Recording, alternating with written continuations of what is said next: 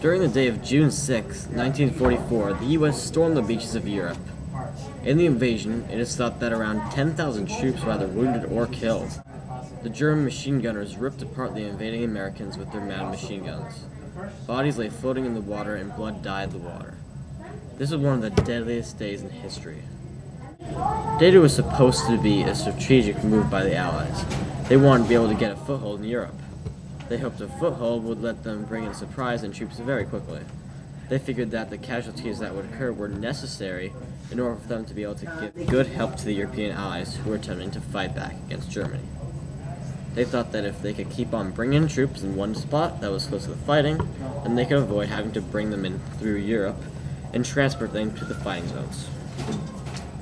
If the plan the Allies had drawn up would succeed, they would have a great advantage in their fighting in the Western theater. However, succeeding was no easy task. The Allies had to punch through the German lines in order to complete their mission. Most of the troops were transported by boats to Utah, Gold, Sword, Omaha, or Juno Beach. At the end of the day, Omaha had around 1,000 American deaths, while Utah had just 50. Well, one thing that made D-Day so deadly was because the Germans had much better guns than the Allies. The Germans had created weapons that were head and shoulders above the competition. The MG-42 was a German-manufactured gun that was used by the troops that defended against the onslaught. The MG-42 shot around 1,500 RPM, 700 RPM faster than the Browning heavy machine gun used by some Americans. The MG came with a bipod so that the Germans could plant on sandbags or on other flat surfaces.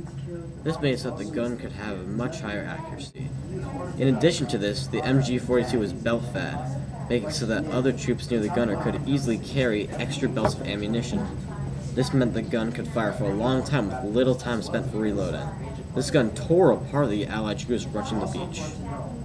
The German machine guns were the most advanced around, but they would not have been nearly effective if the gunners were right out in the open. The gunners were situated in concrete bunkers on top of hills to make them very hard to hit. The gunners were fairly safe in the bunkers, and they could mount the guns on the bunker walls in order to give the guns less recoil. The hill also took a toll on the soldiers landing on the beach. They had to run up the hill, slowing them down and making them easy targets. The final thing that made D-Day so deadly was the Allies' bad planning. Well, the Allies' strategy seemed to be to run at the Germans and hope that brute strength would be able to break through the lines.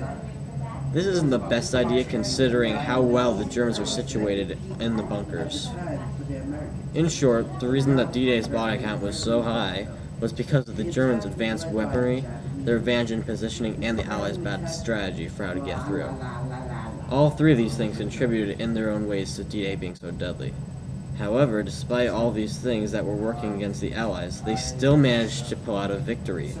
Imagine how different history would have been if the Germans had been the victors rather than the Allies.